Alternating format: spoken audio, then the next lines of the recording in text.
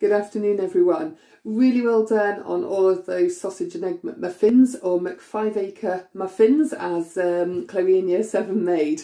Really love that idea. Thank you so much for all your photos again, and it's also wonderful to see what else you've been cooking apart from the video cooks that I'm launching. So today what I thought we'd do is we carry on doing a meat dish, because it's always good to embed that learning that we learnt on the last video about the health and safety aspects of dealing with raw meats. And this time we're going to use chicken, and we're going to make a chicken curry. So first of all, I'm going to talk you through all the equipment that you need and then the ingredients, and then I'll get started and we'll start to cook. So initially, obviously, I'm taking it for granted you've washed your hands, you've got your apron on. Okay, I've also again run a bowl of hot soapy water before I've started, so I can just wash my hands or any equipment in that bowl, so I'm not touching anything else after I've touched the raw meat and spreading the bacteria, the salmonella that may be on the chicken, all around the kitchen, my face and everywhere else. So just to recap before we start, this health and safety about raw meat is the bacteria that's on the raw meat is transferred by touch. So if you have the raw chicken on your hands, which you will do when you're chopping it up, and then you go to open a kitchen cupboard without washing your hands, you could potentially be spreading that bacteria onto the kitchen cupboard. Someone else in your family will come along, open that kitchen cupboard, grab a coffee cup out of it or something, and then obviously drink that coffee and make the coffee, spreading that bacteria all around their coffee cup, the kettle, and lots of other places in the kitchen, which then again can be picked up by another member of your family. And salmonella is a pathogen, and a pathogen is a bacteria that is harmful to the body. So if you do get food poisoning from salmonella, it's really not very nice. You'll have extreme stomach cramps, be sick, possible diarrhea as well, and be very, very ill and have the danger of becoming dehydrated. So you don't want that to happen to anybody. So make sure that you've washed your hands thoroughly and you have a bowl of hot soapy water ready. So if you feel you want to go and wash your hands again, you can just dunk them in that hot soapy water. Make sure you don't burn yourself, obviously, but put them in the hot soapy water and then go and wash your hands properly and thoroughly with lots of soap, just to keep everybody safe. Okay, so equipment. First thing you're going to need, obviously for the chicken curry, is a pan. So I'm going to move my video camera down so you can see what kind of pan I've got and all of the other equipment. Okay, hopefully you can see that. So the first pan I've got, we're only making one portion on the video, so if you want to double up or treble up the ingredients, obviously you need a size of pan that is appropriate. So I've just got quite a small pan here. It's nice and clear so you can see what's going on in it, but it can be any pan. Okay, you're going to need a small knife for chopping the smaller vegetables, the large knife for the larger vegetables such as the onion, and I've actually misplaced my spatula, so I've no idea where it is, so I'm actually going to use this to stir my curry with. Hopefully you will have a wooden spoon or a spatula. And then I've got a couple of tablespoons also, just for using for the curry paste and also the cream or creme fraiche. Also got a chopping board. So I think that's all the equipment. I do normally forget one or two pieces, but I've got a feeling that that is all we need. So I'll move these over here and we'll go through the ingredients. So first ingredient you need, okay, is obviously your chicken. And you can use a chicken breast or you can use chicken thighs. It doesn't really matter which type. If you're using chicken thighs though, you will need to make sure that they're off the bone. So you can buy them off the bone, or if you've got a small knife like this, you can just simply open up the chicken thigh and just cut very carefully around the bone and take it out. The vegetables that we're going to use, I've got an onion. It can be a red onion, it can be a white onion, it could be a shallot. And I've also got a garlic bulb. Now I'm not going to put all of this in, I'm just going to put one of the cloves in, but this is a question I get asked a lot of, how much do I put in? So I thought I'd show you one whole. I've also got some mushrooms. I've got my chestnut mushrooms. Now the recipe sheet does give alternatives for vegetables, so you can actually use anything like baby corn or sugar snap peas, or you can even put sweet corn in a curry, to be honest, or spring onions, peppers. So anything that's going to cook. Try and avoid your root vegetables, obviously, like your potatoes and your carrots for this recipe, because it doesn't cook long enough for them to actually cook through. The other thing you're going to need is some cream. I've put on the recipe. I don't have cream, I've got creme fraiche, so that's absolutely fine. You need a stock cube that we're going to put in some hot water, so you'll need to boil kettle. A little bit of oil to fry everything in. You can use the spray oil as well if you want, okay. And you need your curry paste. Now the curry paste can be anything like a Balti curry paste or a tikka paste. What you don't want is the curry sauce, because that's going to be too runny for this recipe. If you don't have all of the other ingredients, you can of course put these ingredients into a curry sauce and let it simmer once you've cooked them a little bit in the oil. I've made my own curry paste. I've got lots and lots of curry spices that I toasted up, like cardamom and cumin and mustard seeds and a bit of cinnamon. And I just heated those up in a frying pan to release the natural oils in those seeds and spices. And then I mixed it in my NutriBullet with a little bit of water and also some tomato puree. So that's my homemade curry sauce. And the last thing you're going to need, which is the ingredient I always get asked about, is the Bounty Bar. So now don't pop a massive Bounty Bar in this, okay, you only need one of the small ones that look like this.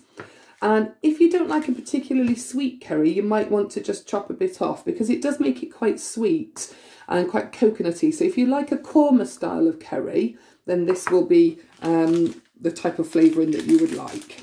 Okay, so those are our ingredients. I'll let you get settled and I'll come back to you in a moment.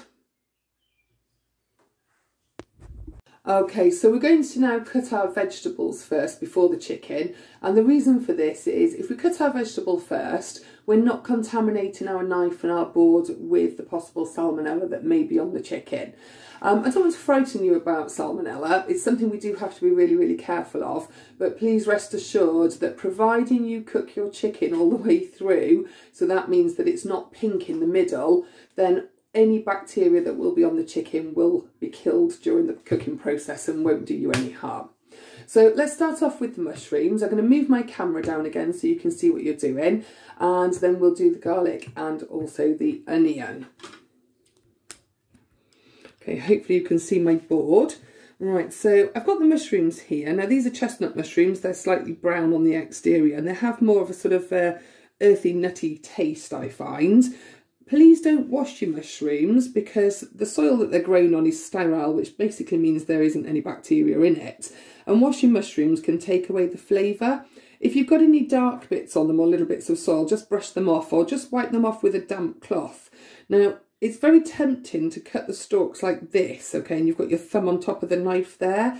I don't want to see any of you doing that at all. I want you to see you doing the claw hold at the top of the onion and just cut that darkened stalk end off. You can then sit the onion on its top, knife on the top, and chop one way, pop it on the flat edge, and then chop the other. And I'm just going to cut these into 4.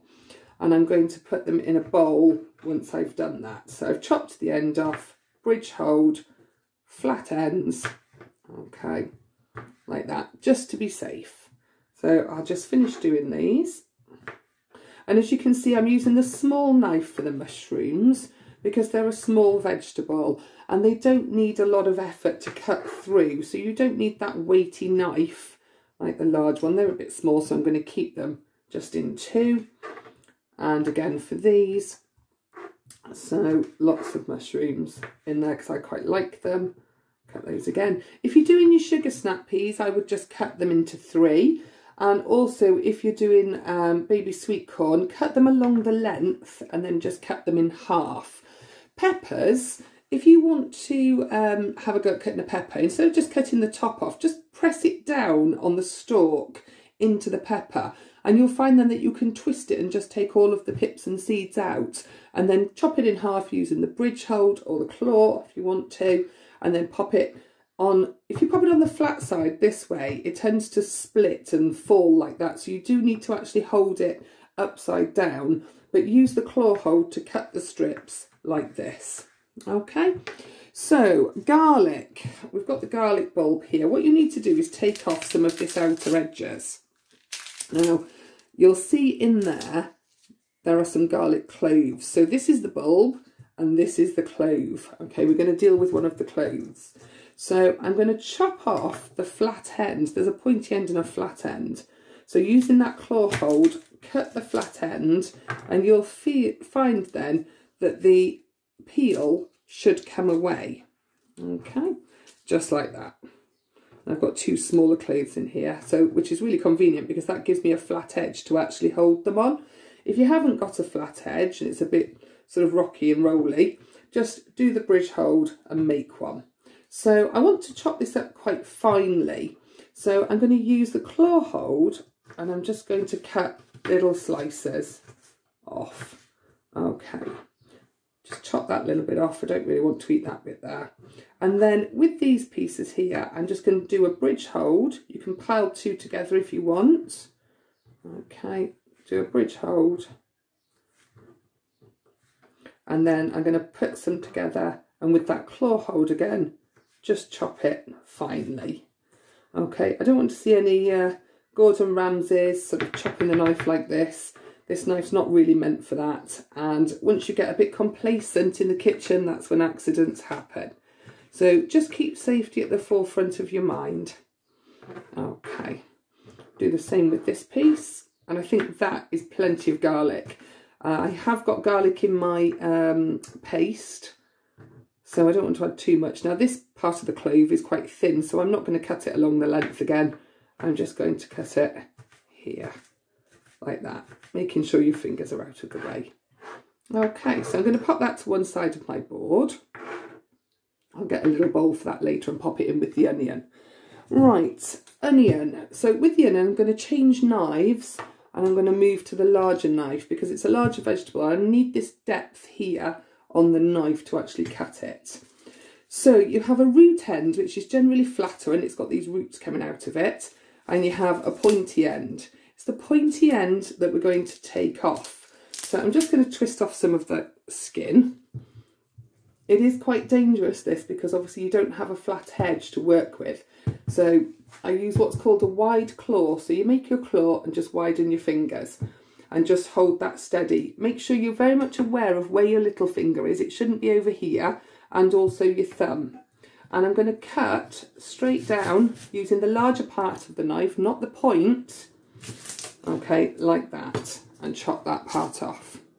Now I'm going to pop it flat down and I'm going to cut it in half. Now, as soon as I cut this onion in half, within the root area here, there's a little bag of, well, perfume, I suppose, aroma, and that's what makes you cry. So as soon as you cut that, you release those fumes. So if you are quite sensitive, what I like to do sometimes is just split it open, and if you just wash this area under the tap, you'll take some of those fumes away. You can then peel the onion, and I keep a bowl to the side of me for all my peelings so it's not all over my board. Okay, peel both sides, bring that bowl down. You see these fumes are starting to get to me, so I might give this onion a little wash just to calm it down, otherwise I'll be crying on this video. Okay, I'll just go and do that now.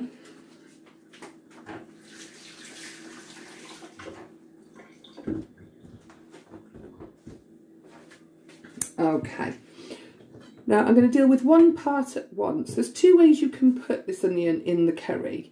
Okay, if you simply want larger pieces of onion, you're not going to cut through the root bit, but what you are going to do is create a bridge with your finger and thumb, and using the point of the onion, sorry, the point of the knife, cut down into the onion, making even slices. What you can then do is turn it around and cut the end off. And what you'll be left with then is these nice slivers of onion like that.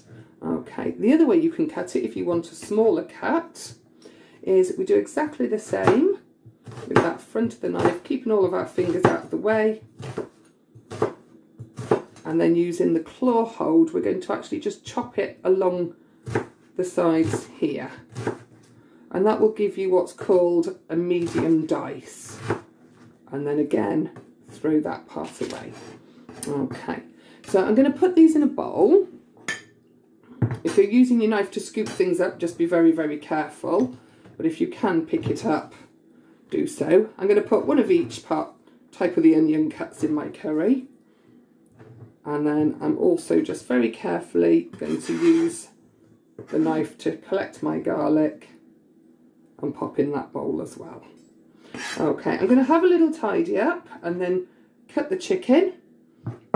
So I will see you in a moment. Okay, so I've had a little tidy up. I've washed my small knife, put that away. Eliminate any risk that you've got around your work surface as much as you can. I've put my onion peelings in the bin because they were making my eyes water a little, and I've also blown my nose, but I have washed my hands again. So if you do need to blow your nose after chopping the onion, make sure you wash your hands again. Right, so the first thing I'm going to do is show you how to make the stock, and that's basically just crumbling your stock cube into some boiling water. Now the recipe states 150 ml of stock. I'm going to make up 300 ml because experience tells me that sometimes you need a little bit of extra stock, and it depends on how long you're cooking it. It could become a little dry, so you want to add a little bit more to stop it burning on the bottom of the pan. So if you make up 300 ml of stock, just one stock cube, that'll be fine. So I'll move my camera down and you can have a look at what I've done. Okay, so I've got my boiling water from my kettle in my jug, and I've got my stock cube. Now I'm using a vegetable stock cube. A vegetable or chicken will be absolutely fine. Some of them crumble really easily. Others, you need to just pick little bits off like this and crumble in. If you just pop the whole stock cube in there, it will take quite a long time to dissolve. Okay. So using one of your spoons, if you want to wash your hands, you can do. Okay, you've got that hot water there ready. Using one of your spoons, just simply stir that in and push any lumps of stock cube to the side to help it dissolve. Okay, if you don't do this, what you'll find is a lot of your stock cube will stick to the bottom of the jug and you won't actually get the flavour in. Okay, there we go, that seems to be okay. There we are. I can see, because I'm using a clear jug, I can see the bits of stock cube that need to be dissolved. Right, so I'm going to pop this right out of the way at the back so I don't knock it over. And now we're going to do our chicken. So I'm just using one chicken breast. Okay, so I've got a nice chicken breast here. So I've got to be really careful now. I've touched that chicken that I don't touch this bowl, because if I'm going to put that back in the fridge, then I obviously don't want to contaminate it and then contaminate everything else in the fridge. So I'm just going to do this one-handed. I'm going to open my fridge and I'm just going to pop this back in the fridge. You can of course wash your hands, but since we're touching this now, it seems a little pointless. Okay, so I'm going to turn the chicken breast upside down. I'm going to just take the knife, making sure I don't touch anything else. Obviously I'm contaminating the handle here, but we are going to need to make sure we give it a good wash. And I've got a little bit of sinew and a little bit of bone here that's been left on by the butcher. So I'm just literally going to cut that out, trying to keep as much of the chicken as possible on the actual chicken breast. Now there is a little sinew line that comes down here. It will cook in the cooking, so you don't need to remove that. What you will notice is this part of your chicken breast is thinner than this part here.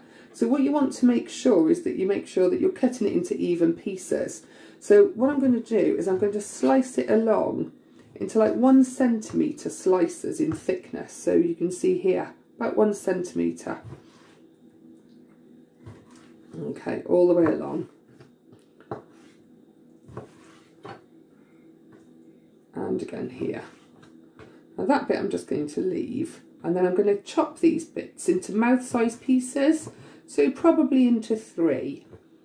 And what you're aiming for is even-sized pieces, so they cook at the same time.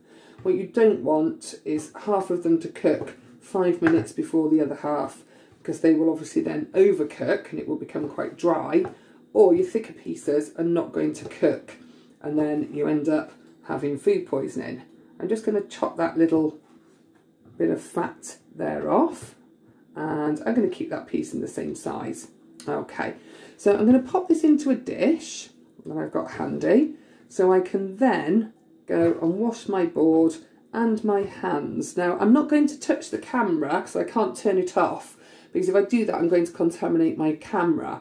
So I'm just going to take these over to the bin, give them a wash my hands properly and come back. Hopefully you can do the same.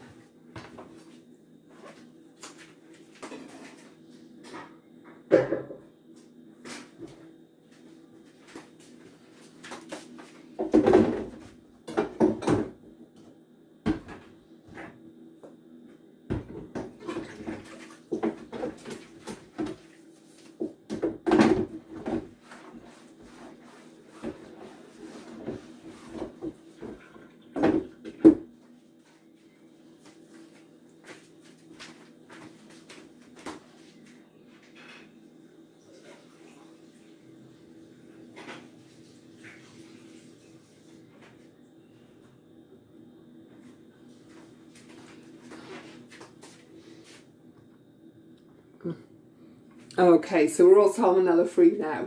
I'm going to move the camera down again so I can show you how to cook the curry. But one thing I will say is please don't just take your knife that you've just used and just dunk it into the sink and leave it there. If someone else comes along and uses that sink, you forget the knife's there, they put their hands in that sink, they're going to end up with a nasty cut. So make sure if you have just put your knife in that hot soapy water, stop the video and go and wash it up properly and your board, pop them away, and then you know there's going to be no dangerous items around. Right, so first thing we're going to do is we're going to fry the chicken a little, okay? So in my pan, I'm going to put some oil. Now you need to make sure that this doesn't stick. So you do need to put a certain amount of oil in, but you don't want to deep fry your chicken, okay? So I quite like to use the spray oil rather. So I'm going to give this pan a good sort of maybe 8 squirts of the spray oil just to make sure it doesn't stick in the pan. So I'll move the camera and then you can see exactly what I'm doing, okay, on the pan. There we go, and I've got some workspace here to put my items.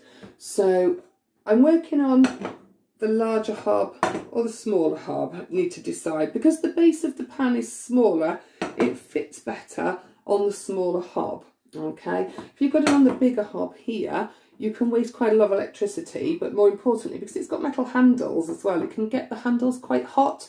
So if I touch them, I could end up burning myself.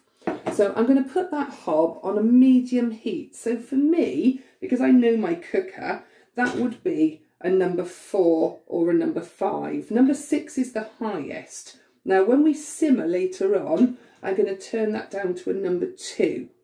So I'm going to start it off on a number 4, and you can see the ring will start to get red. Okay, so you know it's on. Pop that on there, and I'm going to just put that spray oil into my pan. So this is sunflower oil.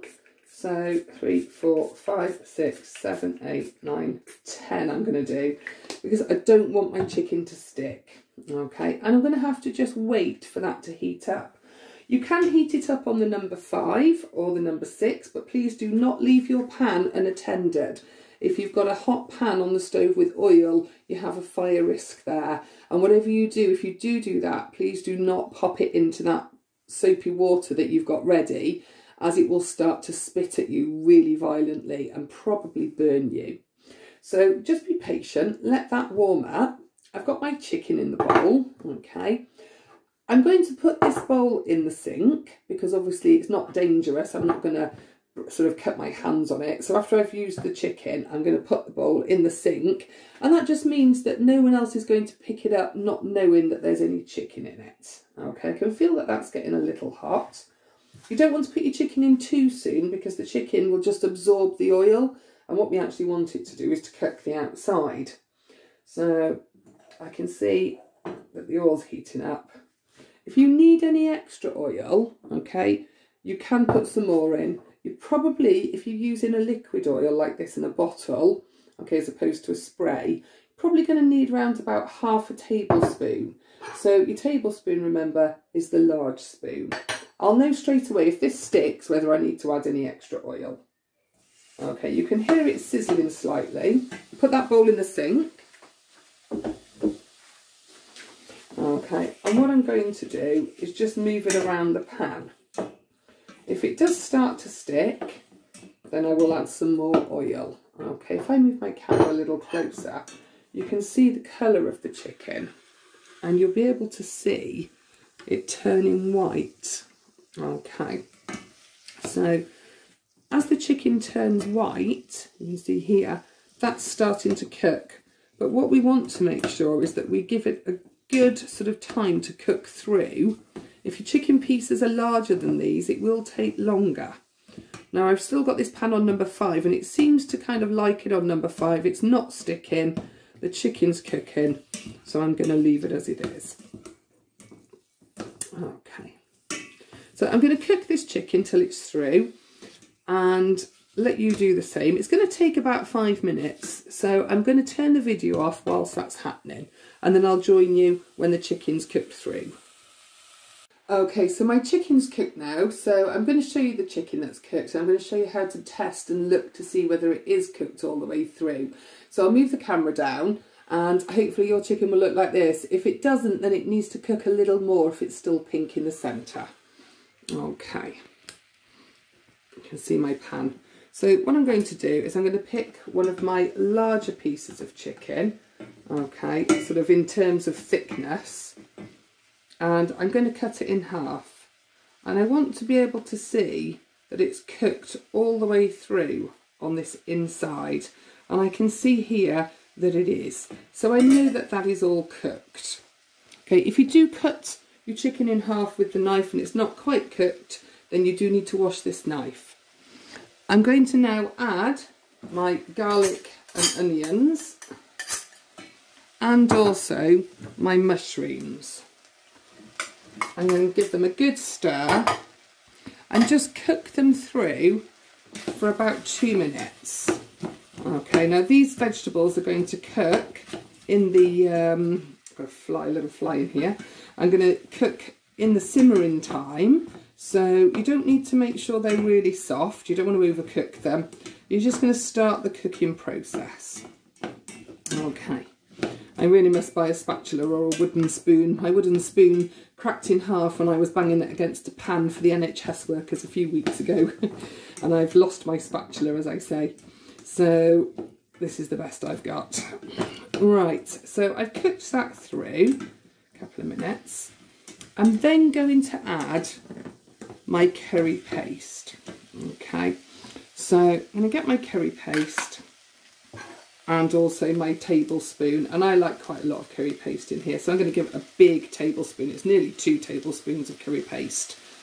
And your curry paste that you've got left, if you pop the lid on and leave it in the fridge, it'll last a good 2 weeks, but just check the side of the bottle or the packet that tells you how to store it.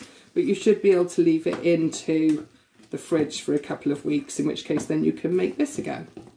So that paste now is very dry. If you like a tomatoey curry, you could put a small can of tinned tomatoes in here also. But I'm not keen on tomatoes in curry, so I'm not going to. What I am going to do though is put my stock in. Okay, and this is where you need to assess your dish as a chef. And what you're going to do is just really look at how much stock you need. So I've got 300 ml in here. So I'm going to put 150 in, okay, which is about there, you can see on the side. And then just let that simmer now. I'm going to pop it down to a number 2. Now you can see there's quite a lot of liquid in this curry, but you do need to keep an eye on it and make sure that it doesn't dry. So pop that down to number 2 and we're going to leave that to simmer for 10 minutes with the lid off, okay? If you put the lid on, you're going to get a lot of condensation coming into your curry and that will make it quite watery. Afterwards, I'm going to put the creme fraiche in, but don't put that in too soon. If you feel that your curry's bubbling away a little bit too much, you don't want it spitting everywhere, just turn it down to number 1. You can always pop it up to number 2 again afterwards. Okay, so we're going to let that simmer for 10 minutes and I will see you afterwards for the creme fraiche and also the Bounty bar. Okay, so my chicken curry's been cooking for 10 minutes now.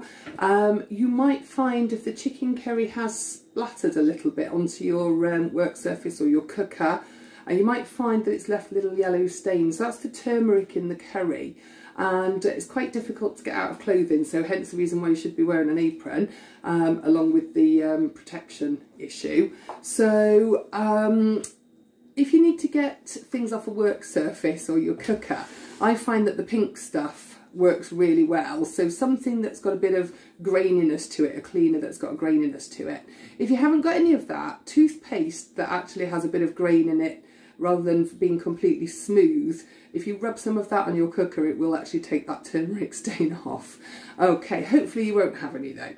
So I'll move the camera down. Okay, you can see the chicken curry is cooked here. And what I'm going to do now is I'm going to get my Bounty bar and I'm going to crumble it into the chicken curry. Okay, now I'm not going to put so much in because I don't like it too sweet, but I have tasted this curry paste before and it is quite spicy, but I'm just going to leave a little bit off. If you need to go and wash your hands, then wash your hands. Otherwise, give that a mix. It is only chocolate. Okay, not going to contaminate anybody with chocolate. And then the last thing to do, okay, is to get your creme fraiche or your cream, and you're going to pop a bit in. And again, this is where, again, you can be the chef and you can determine exactly how much you want to put in.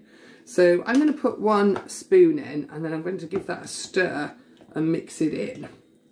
Okay, if you're going to taste the curry at this point, please be careful because it is very hot. Now I'm going to add another dollop of creme fraiche on the top of my curry when I serve it. So I'm going to leave it like that. Okay. Right, let me move the camera and then you can see how I've served this up. Right, so if you can see my bowl there. Okay, so on my bowl, whilst my curry was cooking, what I've done is I've just laid a tortilla wrap over the top of the toaster and pressed it down and just let it cook, turning it halfway through. You need to be careful because it can burn. It does get very hot on the top of that toaster. So rather than having to turn your oven on, it's a really quick tip on how to toast those tortillas. Obviously without anything in them because you don't want it falling into the toaster. So I'm going to get my chicken curry. Okay, I've got a nice spoon here, so I'll get rid of this one. My chicken curry, being careful because I know the pan is hot. And I'm going to put that into the dish. Okay, now there's quite a lot in here, so I'm probably not going to eat all of it. Probably just that bit for lunch. Okay, leave that bit for later. I'm going to pop my 2 breads here. A little bit more creme fraiche just on the top. Okay, I've also got a little lime segment because I like a little tang of lime on my curry, so I'm going to just squeeze that over. And then I've got some chopped coriander from my garden, and that is how I'm going to serve my curry. Okay, so hopefully yours will look something similar to that. Okay, if not, you can obviously serve it with rice or jacket potato or chips, homemade wedges that we did earlier on. So really hope you enjoy it. I look forward to seeing all of your photos as usual. Send them through to cookery@5acreshighschool.co.uk. Happy currying!